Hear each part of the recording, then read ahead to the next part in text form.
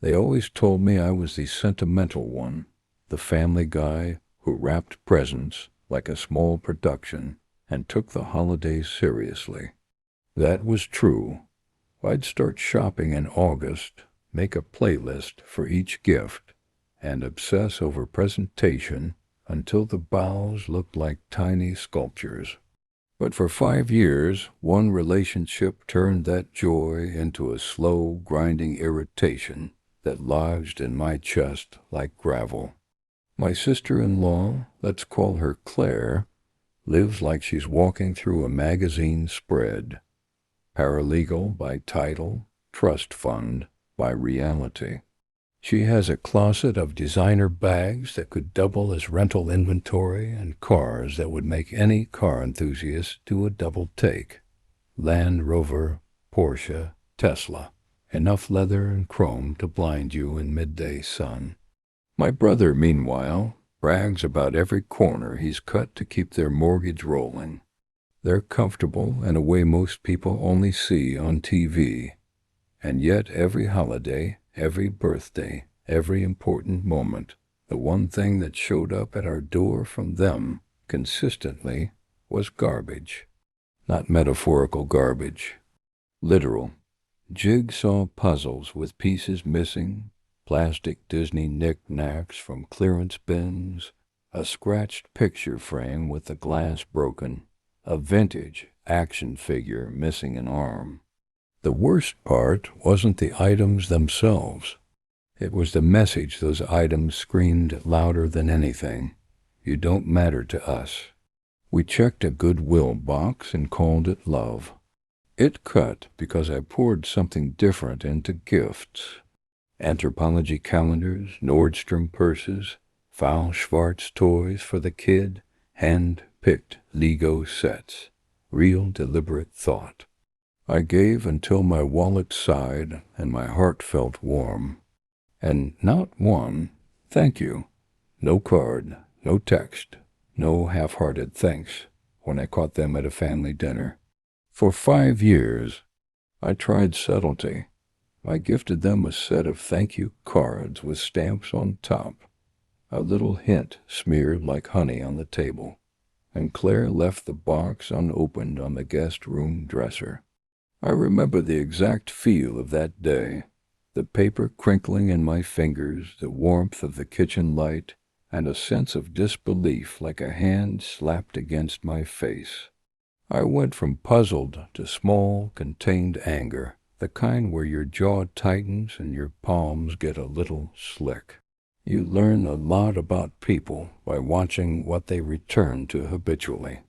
Every holiday I'd watch Claire strut in with a new statement purse and a bored smile, while my kiddo, my nephew, tore into a present I'd chosen like it was a secret treasure.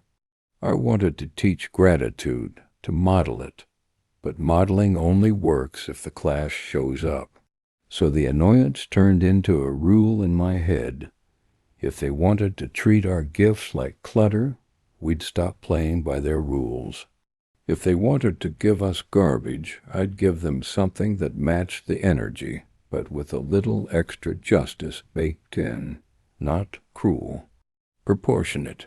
Not harmful. Unforgettable. That's where the pop gun comes in. Every revenge you see in movies is either dramatic or illegal. I wanted something that was petty, perfect, and perfectly legal. Something that would irritate the family's sense of decorum, that would pierce their mild, manufactured dignity like a high-pitched note. I wanted noise. I wanted spectacle. And I wanted the kids, especially my nephew, to love it so much it became impossible for the adults to ignore. This summer I hit an outdoor market on a hunch. I wasn't even looking for revenge. That's the thing. The best plans often find you when you're not trying to force them. It was a hot, breezy Saturday. The fried dough smell in the air, the singer on the corner playing a 2-chord loop, and booths of handmade pottery and oddities.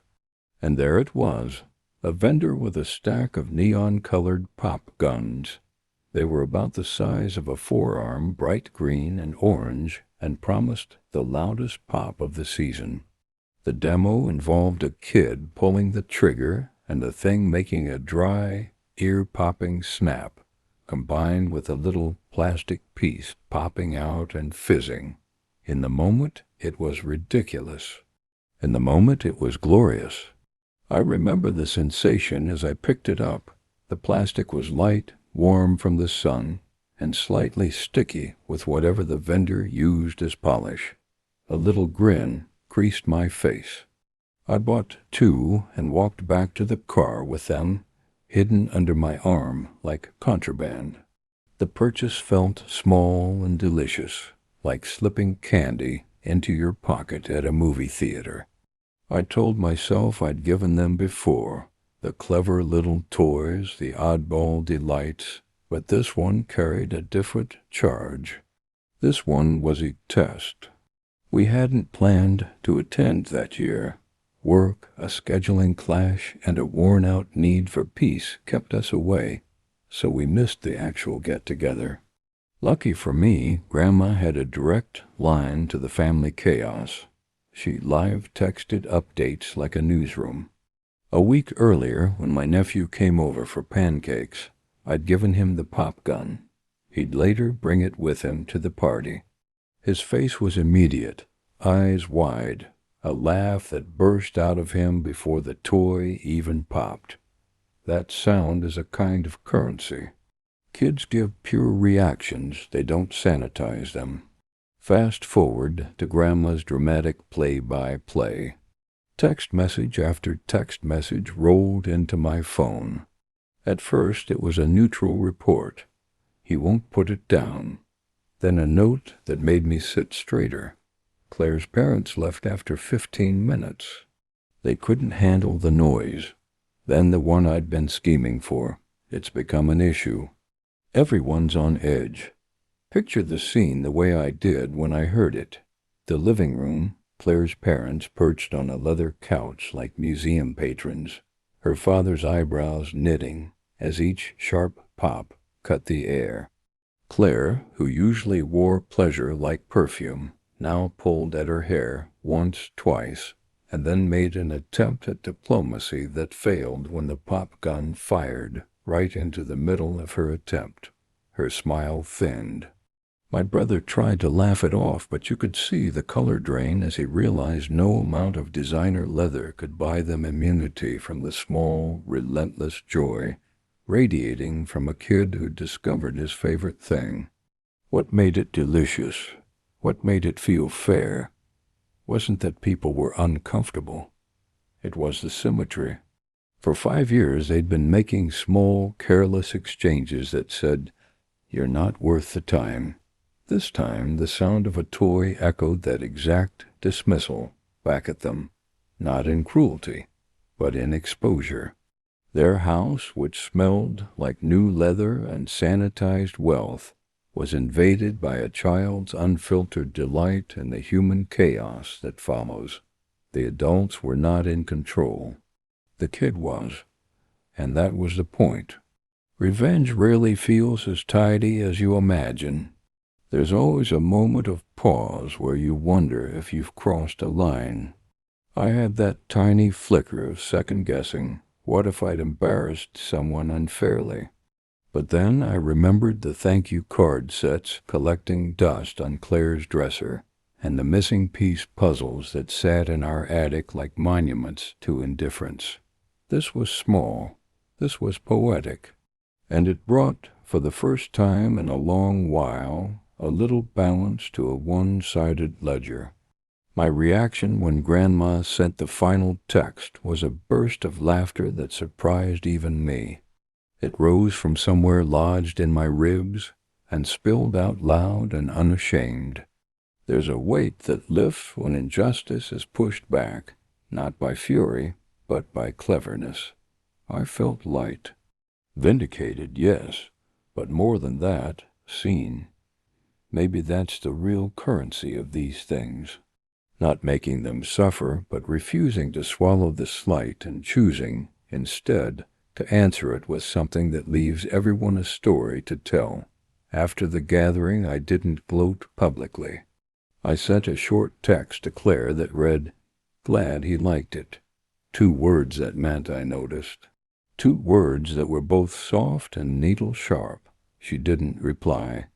Of course she didn't, but I didn't need a reply. The memory of her parents leaving early because the house couldn't contain a kid's joy was its own message. There's a lesson in all this that's less about toys and more about respect.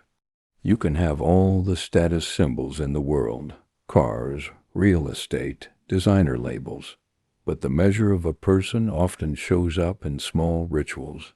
A thank you note, a timely text, a return call. Those things cost almost nothing, but convey everything. I don't believe in escalations that hurt people. I believe in proportionate responses that restore dignity. Sometimes that's setting a boundary. Sometimes that's buying a ridiculous toy at a weekend market and watching the sound do the rest. So what did I get out of it? A story, for one. A release of 5 years of friction. A moment where the family's curated quiet was cracked open by the pure, messy, human noise of a child being delighted. It felt like the world tipped a degree toward fairness, if only for an afternoon. If you're listening and you've ever felt dismissed by someone who should know better, small, clever boundaries are a kind of power. You don't always need a dramatic reveal. Sometimes you just need to stop accepting the crumbs and hand someone back their own reflection. Mine happened to come in the form of a neon pop gun. Yours might be a conversation, a return policy, or simply stepping away. If you liked this little petty victory, hit subscribe and drop a comment. What was the best tiny revenge you ever witnessed? I love reading the clever, harmless ways folks restore their dignity. And if you're on the giving or receiving end of these family dynamics, tell me, what would you have done differently? Thanks for listening, and I'll see you next time for another story where the quiet gets cracked and justice, in its own small way, gets served.